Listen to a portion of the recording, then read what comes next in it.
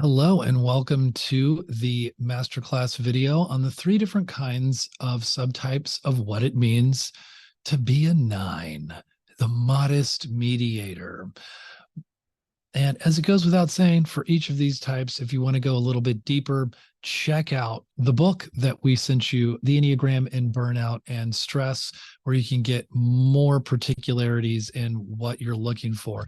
We understand that what you're looking for here is, how does my personality create burnout and stress? When I go into these patterns of behavior that may often lead to success, lead to survival, lead to getting things done.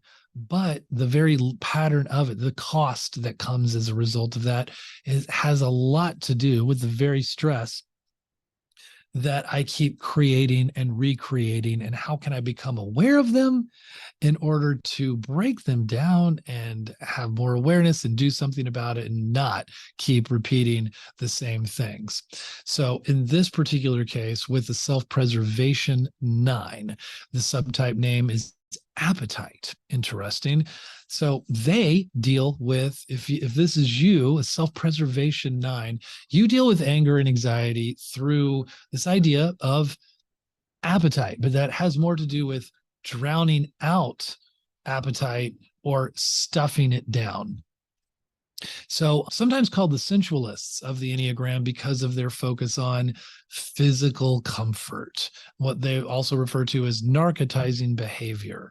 Instead of like tending to the self or the needs of the self, going shopping, sometimes shopping for like a collection or something that you can just really get lost in, watching football all weekend, doing just some kind of activity that like calls attention away from any kind of focus on the self. And in this case, it does have to do with, you remember, the self-preservation instinct itself having to do with material needs, physical comfort.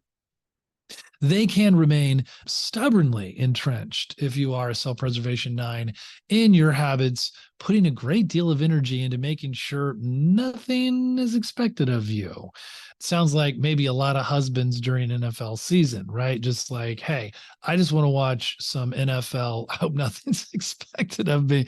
Now, that could be true for all 9s. What do they really want? It's even true for this counter type, the social 9, whose name is participation. Now, some say that these social 9s, surprisingly, because you would think, well, if 9s don't really know what they want or who they are, how could they be powerful leaders and maybe the hardest workers of any of the types on the Enneagram? Well, they can be in constant service, constant motion in service to the group or the community, often forgetting about their own needs and even forgetting about their own decisions and making sure that they have included everybody's ideas in a decision. They can rise to the surface of being leaders because of their ability to get along, be a peacemaker, be a mediator, fall asleep to that anger.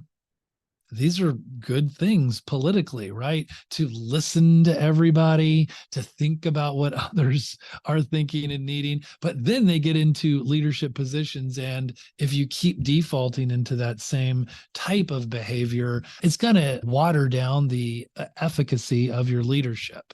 Sometimes known as the jolly good fellow, as Claudio Naranjo has described it before, the originator of some of these ideas of how the subtypes work with the Enneagram.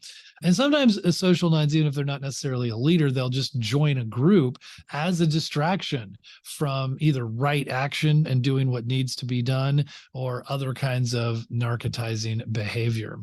Finally, the sexual or 1-to-1 9 is this idea of union and fusion. In terms of connecting 1-to-1, love means merging with the other, giving yourself, melding with a strong partner, or even in a family context, just being the wallflower, lost in everyone else's needs. Yours not as important, and you're just kind of a wallflower, just kind of there. The fusion and the merging isn't just between partners It could be peers, a peer relationship, losing yourself in their tastes or preferences, as well as a child to a parent. A child might like be merging any important relationship or person. That's what this type may bring to the surface, to the table. And so what they obviously need to do in this case is to find their own sense of who they are without the other. They need to be comfortable with who they are.